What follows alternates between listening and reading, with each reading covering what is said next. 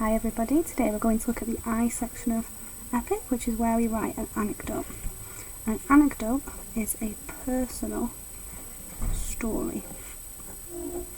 Now, when we think about a personal story, we think about a story that we can tell the reader or the audience that will make them connect to the issue that we are trying to raise and make people care about through our piece of writing, whether that be a speech, a letter, an article. Okay? Now, the personal story has to be relevant to what you're writing about. It has to be plausible. And when I say plausible, what I mean is that it has to be realistically something that would happen.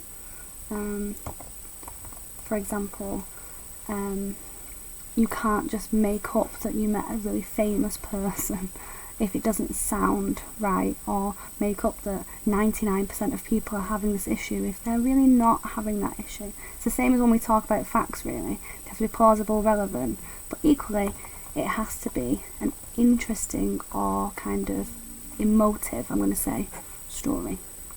For example, you might not know a lot about the subject you're talking about, so you might not know a personal story in the same way you might not know facts, so we have got to make them up.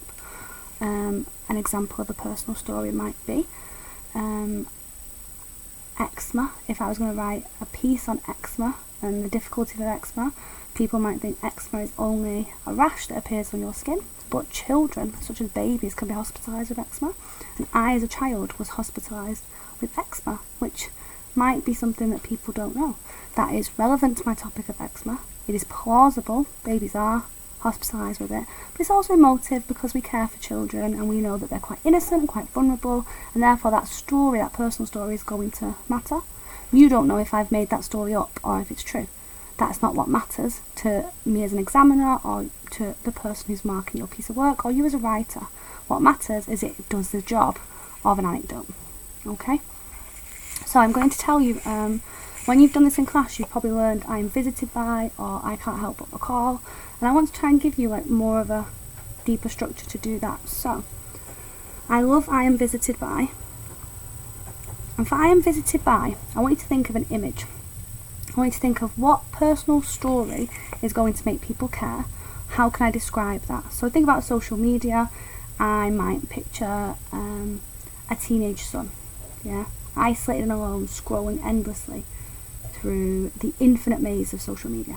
I'm going to pick an image that is going to show this is a problem. And then I'm going to make that sound quite serious with I am haunted by, or something similar. Shocked by, irritated by. I'm really kind of delve into that image, tell that personal story.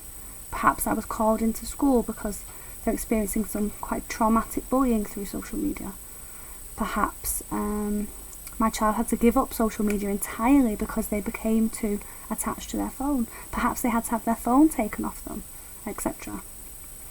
And then we need to take this personal story and make it something that is positive. We need to make it something that is going to cause action. We don't want to just tell a story and then move on from it. So I think we need to turn that, instead of haunted by, visited by, affected by, shocked by, let's move it to I am something too. I quite like steadfast and determined. I am confident that. I am, phrase it positively. So this one is going to be positive framing. And it's like what this personal story is supposed to make us think. So I might say, I am steadfast and determined to not only ensure that no child experiences such bullying, but also to increase opportunities to discuss and raise awareness about whatever I want to put next. So the idea of this part of your personal story really is to mirror exactly what you want your reader or audience to think from your story. We want them to be visited by this image. We want them to be shocked, haunted, or moved by the image, and then we want them to also be kind of empowered or mobilized to then want to do something, to want to make a change, and that will lead you really nicely to the end of your essay, which will be your counter argument. Okay, have a go at practicing that structure for our question, or practicing it for the question you've chosen for this video. Thank you.